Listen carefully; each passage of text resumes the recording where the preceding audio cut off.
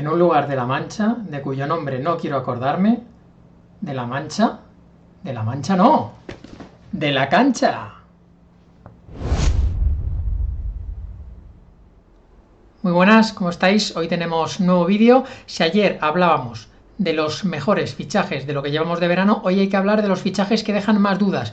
Vamos a la búsqueda del peor fichaje del verano. Como siempre, apoyo para este vídeo, para el resto, estamos ya en la cuenta atrás para el inicio de liga, cada vez queda menos y necesitamos despegar en cuanto a contenido.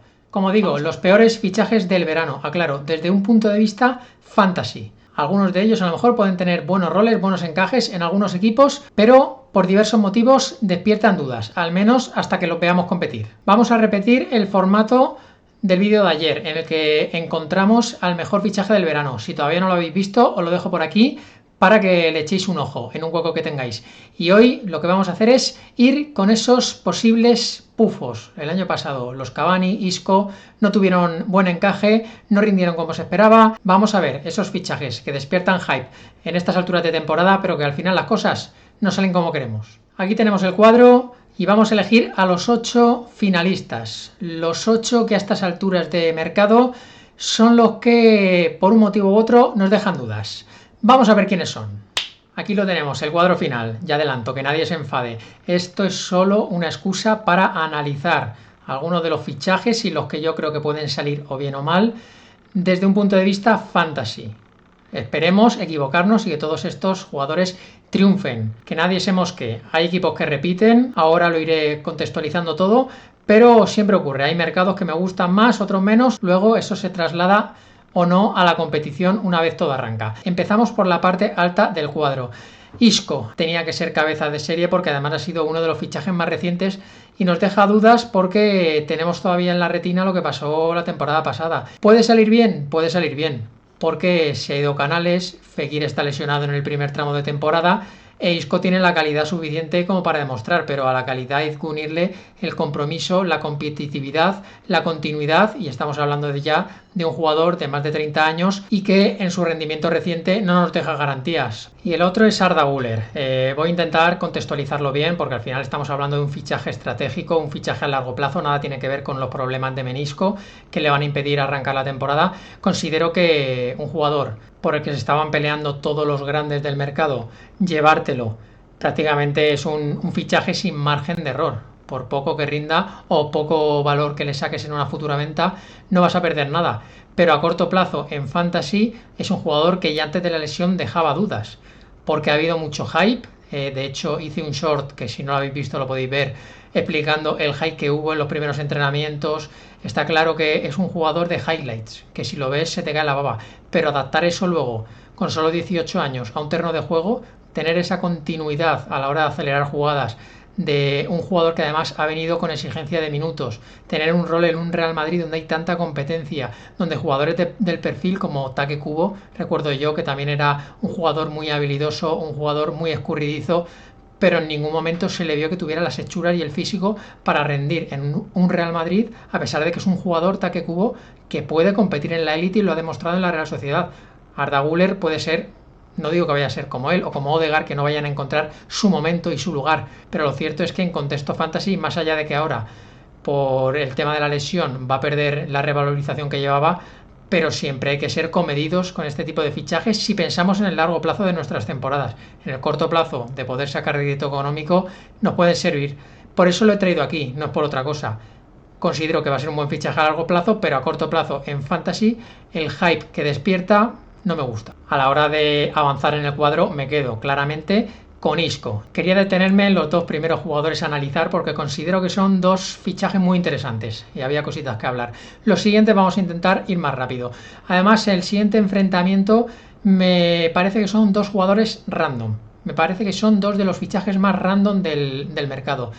Los dos similares, tanto Collado como Arnaiz. ¿Por qué lo digo? Porque te quedas con la cara de ¿y esto a qué se debe? ¿Y esto por qué? ¿Y este fichaje por qué lo hace el Betis? ¿Por qué lo hace Osasuna? Arnaiz y Collado, cuando han jugado en primera división, no han demostrado que tengan la continuidad o el nivel que exige la categoría. Entonces, pensar que esta temporada en sus nuevos destinos van a poder cambiar las cosas es ser muy optimistas. Es cierto que Osasuna no da puntada sin hilo. Es porque ha visto algo en Arnaiz.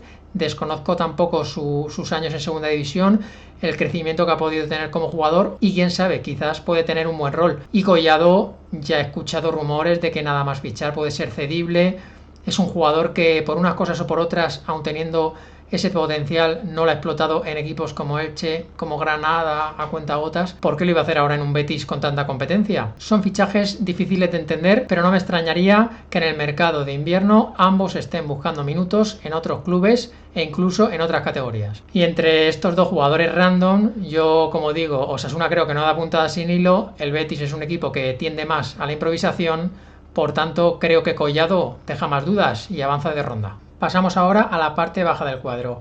Denis Suárez. Aquí es cierto que ya es un jugador con el que a mí se me ha agotado la paciencia porque es un perfil que a mí me da mucha alergia a nivel fantasy, un jugador con sangre de horchata que es incapaz de tener continuidad, de mostrar su nivel con cierta regularidad y eso a mí siempre me hace desconfiar. Además, su pasado reciente, su último año en el Celta, su temporada o su tramo de temporada en el Español, a mí se me hace difícil pensar que ahora, subiendo un escalón competitivo, Denis se vaya a convertir de repente en el jugador que un día apuntó ser y que yo creo que ya no volverá a ser nunca.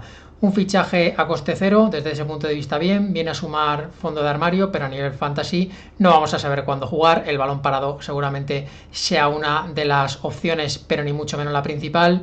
Cuando juegue seguramente será sustituido pronto y tendrá algún fogonazo bueno en la temporada, pero si pasa por mi mercado, yo por él no pierdo la cabeza.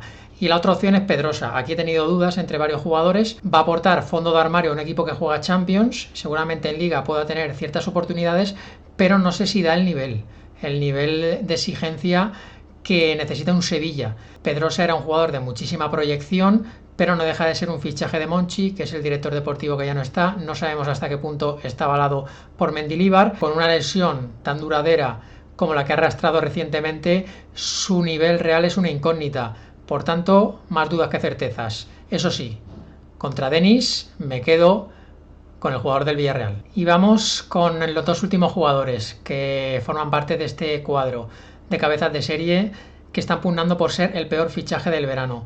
Bellerín viene a pugnar con Sabalí, Aitor Ruibal también puede jugar allí, pero realmente no creo que mejore mucho lo que hay. Tenemos el recuerdo de la última etapa de Bellerín en el Betis, hubo buena sintonía con la afición, hubo además esa victoria de la Copa del Rey que yo creo que distorsiona todo, pero el año pasado de Bellerín a mí me decepcionó mucho. Su nivel en el Barça demostró que no está ni mucho menos preparado para ese tipo de retos. Un fichaje que bien dará que hablar por sus looks, por sus postureos, por sus bienquedismos. Siento un poco que se me note aquí que no es un jugador de mi agrado ni dentro ni fuera del campo, pero yo creo que no va a pasar de parche o medianía dentro de lo que es la primera división, especialmente en un equipo de Europa como es el Betis. Y luego está Íñigo Martínez. Ojo a Íñigo Martínez, porque pasa de ser un jugador de referencia en el Athletic Club a ser el cuarto central del Barça. Es un cambio drástico y más en un jugador que arrastra tantos problemas físicos como el que tuvo la temporada pasada en una zona difícil. Las lesiones de fascitis plantar son muy complejas de dejar atrás y además no ha hecho la pretemporada como debería.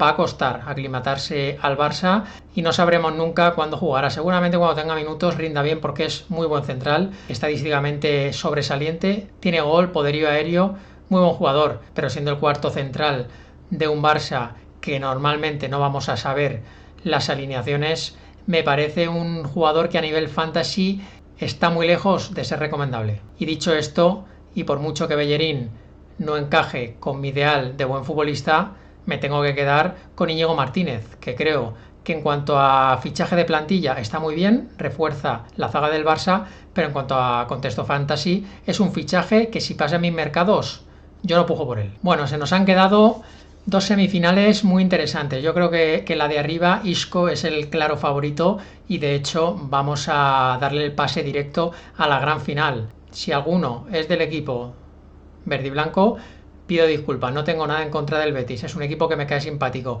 ¿He metido 3 jugadores del Betis? Sí. ¿No me ha entusiasmado el mercado del Betis? No me ha entusiasmado. ¿Que luego puede salir la cosa bien? Puede salir bien. Pero a priori estos jugadores son perfiles que me dejan dudas.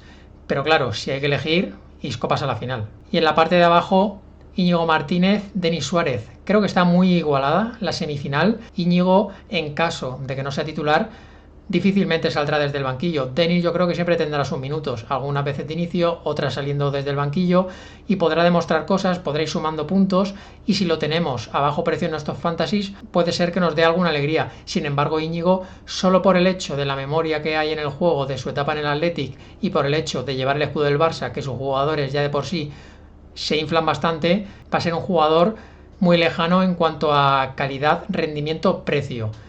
Basado en este análisis, el que pasa de ronda a la gran final, Íñigo Martínez. Y debo decir que tengo muchas dudas a la hora de decidir el peor fichaje del verano. No sé si dar un voto de confianza a Isco, si consideráis, si alguno cree en él, dejarlo en los comentarios, o si por contra, Íñigo Martínez, como yo creo, es uno de los jugadores que hemos perdido a nivel fantasy y que va a tener muy difícil tener minutos con continuidad en el Barça. En el fondo de mi corazoncito quiero ver a Isco triunfar. Es un jugador que tiene muchísima calidad, que se ha dejado muy pronto en su carrera y que a todos nos gustaría recuperarlo en la élite de máximo nivel.